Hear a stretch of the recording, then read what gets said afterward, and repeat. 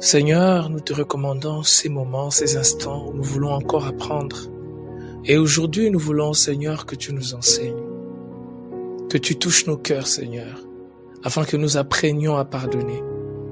Il y a certainement de personnes qui nous ont blessés, qui nous ont fait du tort, qui nous ont fait du mal, qui n'ont pas été ce qu'ils devaient être. Et nous n'arrivons pas à leur pardonner.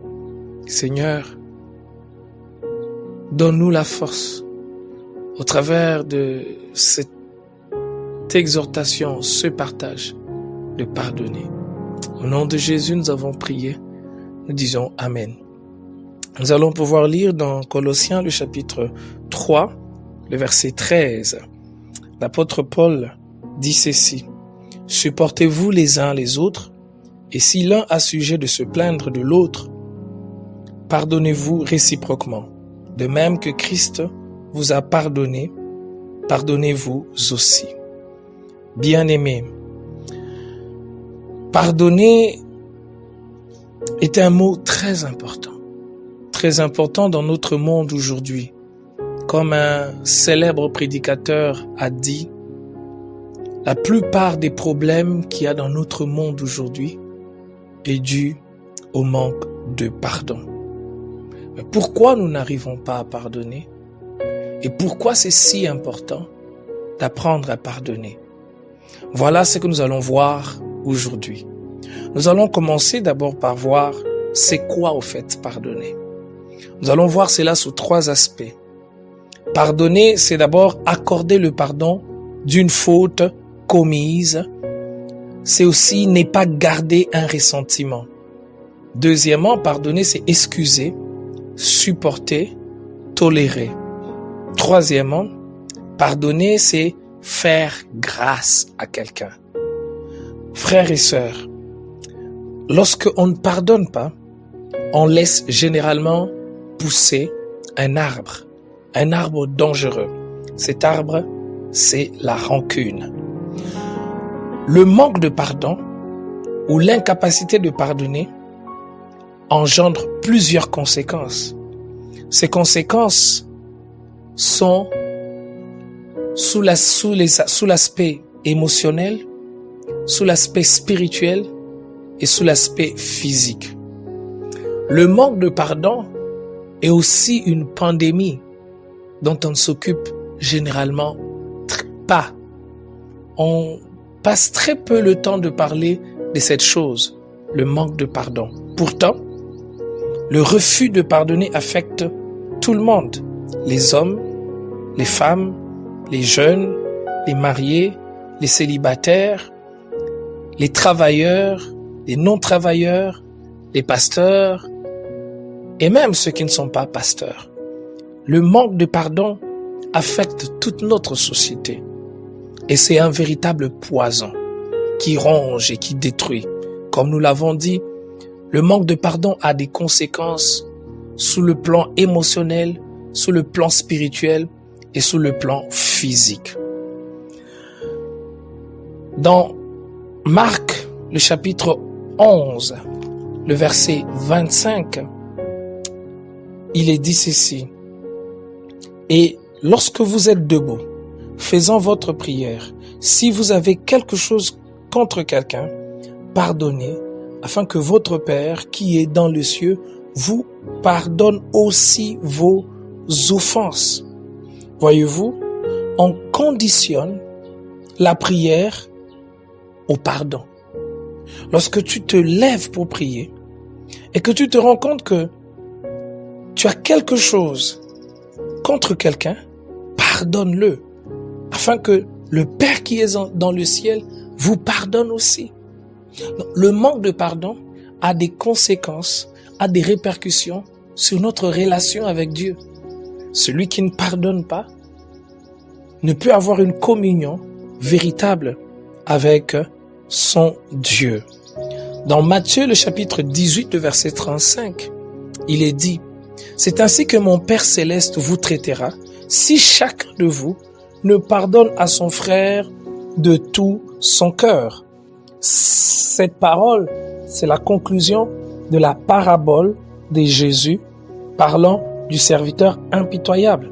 alors que on lui remet à lui une très grande dette par son maître, il va se saisir de son ami qui lui devait simplement un peu d'argent. Il va le faire jeter en prison. Il va l'étrangler. Alors que son compagnon plaide et patience envers moi, il ne veut pas. Lorsque le maître apprend, qu'est-ce qu'il fait? Il le fait prendre. Il lui dit, je t'avais remis en entier ta dette parce que tu m'avais supplié. Ne devais-tu pas aussi avoir pitié de ton compagnon? Finalement, le maître irrité va les livrer au bourreau jusqu'à ce qu'il lui paye toute sa dette. Et le verset que nous venons de lire parle de comment Dieu va traiter ceux qui refusent de pardonner. En d'autres termes, nous comprenons très bien que refuser de pardonner, ça a de conséquences sur notre manière de nous approcher de Dieu. Refuser de pardonner a des conséquences sur notre santé.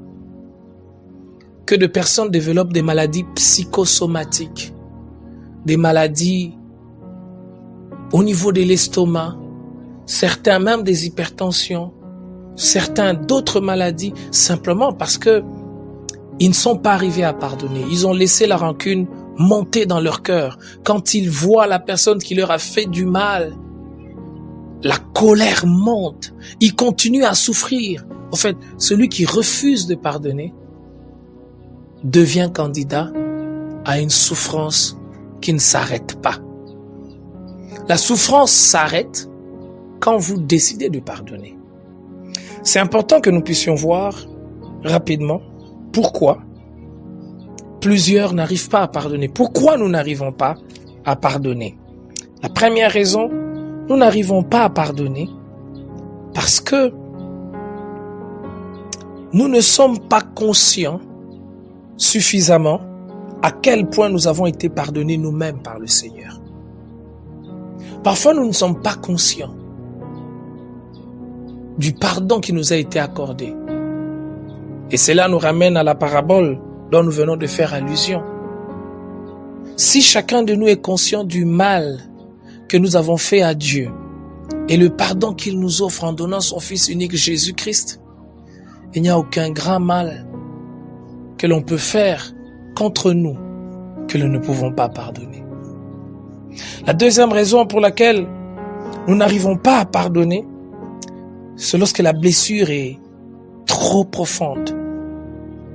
Parfois, on nous a tellement fait mal que nous sommes blessés au plus profond de nous-mêmes que pardonner devient difficile.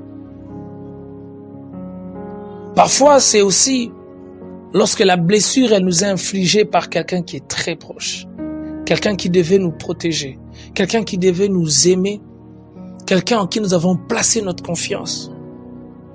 En ce moment, ça devient difficile. On se dit, je lui ai donné toute ma confiance. Troisièmement, nous n'arrivons pas à pardonner parce que nous voulons que le coupable paye. Nous voulons nous venger. Que celui qui nous a fait ce mal puisse payer, qu'il puisse se rendre compte qu'il nous a blessés, qu'il nous a déçus. On veut qu'il paye.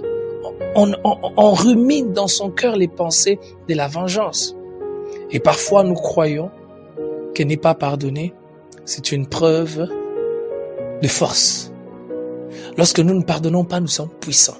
Nous sommes forts. Nous attendons le meilleur moment pour lui payer la monnaie dont il nous a aussi payé.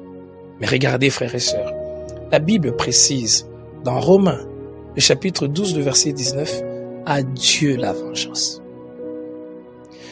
Lorsque nous refusons de pardonner, lorsque tu refuses de pardonner, tu veux prendre la place de Dieu. Alors, pourquoi nous devons pardonner? Pourquoi tu dois pardonner?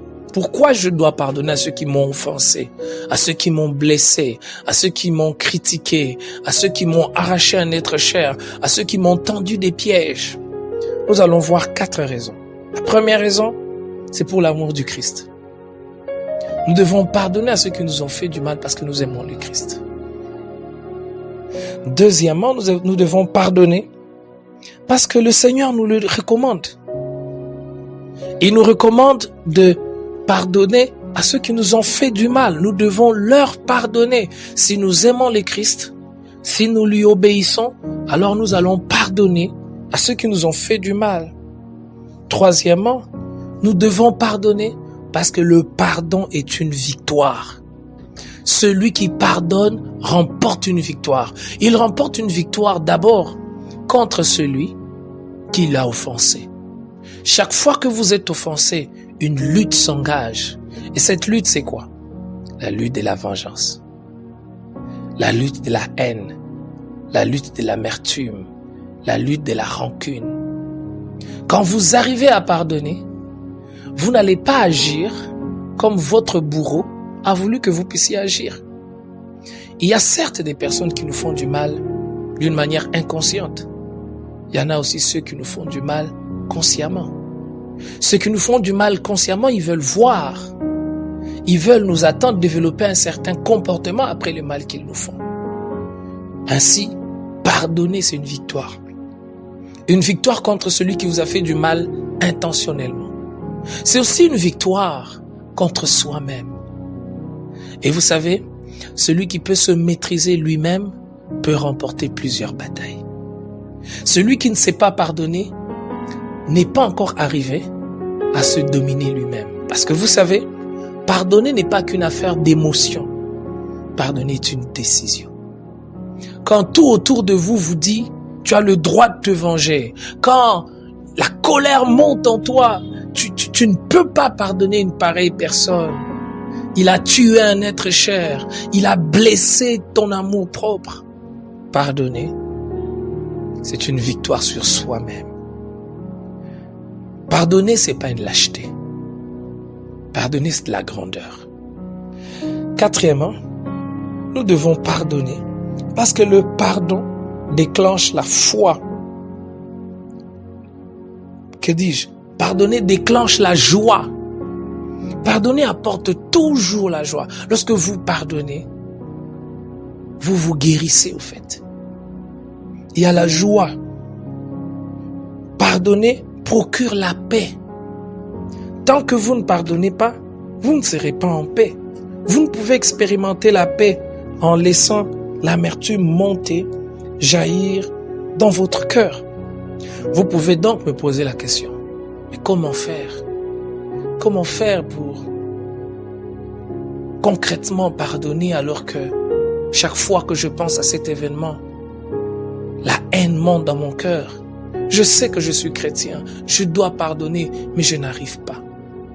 La première chose que nous devons faire dans le processus pour être capable de pardonner, c'est reconnaître la souffrance. C'est de ne pas cacher, c'est de reconnaître que l'on a mal. Plusieurs, dans le déni de leur souffrance, le déni du mal qu'on leur a fait, s'emprisonnent dans un monde imaginaire. Et ainsi, ils n'arrivent pas à accorder le véritable pardon. Pour pardonner, il faut reconnaître qu'on nous a fait du mal. Reconnaître que l'on souffre. Deuxièmement, pour pardonner, il faut reconnaître que je ne dois pas prendre la place de Dieu. La Bible dit, à moi la vengeance. Chaque fois que je décide de me venger, je veux prendre la place de Dieu. Pour pardonner, refuse de te venger. La troisième chose, dans le processus du pardon, prie pour celui qui t'a offensé. Prie pour celui qui t'a fait du mal. Écoute, chaque fois que quelqu'un te fait du mal, chaque fois que quelqu'un te blesse, dès que tu commences à prier pour lui sincèrement, la force pour lui pardonner viendra.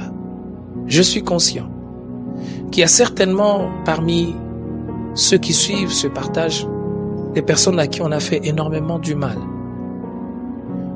Le sujet du pardon n'est pas un sujet que l'on doit traiter à la légère. Il y a des personnes qui ont été salies gratuitement. Des personnes qui ont perdu des êtres chers à cause de la barbarie d'autres personnes. Certains qui ont perdu de l'emploi alors qu'ils ne devraient pas la perdre, simplement par injustice. Certains qui n'ont pas obtenu ce qu'ils méritaient à cause du tribalisme. C'est vrai. Mais c'est pas une raison pour ne pas pardonner. Celui qui pardonne se libère. Celui qui pardonne est plus grand. Celui qui pardonne obéit à la loi de Dieu. J'aimerais rappeler ce processus. Première chose, reconnaissez que vous avez eu mal. Deuxième chose, ne prenez pas la place de Dieu. Laissez Dieu être Dieu. Troisième chose, priez pour ceux qui vous ont fait du mal. Bien-aimés, nous allons prier. J'aimerais prier avec vous. Seigneur, parfois nous ne savons pas comment faire pour pardonner, alors que on doit pardonner. Accepte que ces quelques vérités que nous venons d'apprendre sur le pardon transforment nos relations avec les autres. Il y a un frère qui a été blessé dans sa famille. Il y a un autre qui a été blessé dans son milieu professionnel. Il a besoin de ta force pour pardonner. Redonne-nous la force de pardonner à ceux qui nous ont fait du mal, à ceux qui nous ont offensés, afin que par le pardon, nous soyons capables de refléter ton image, de refléter ton amour. Au nom de Jésus-Christ, nous avons prié, nous disons Amen. Bien-aimés, que le Seigneur vous bénisse. N'oubliez pas de nous envoyer vos questions. Nous allons y répondre au cours de cette série « Que faire ?»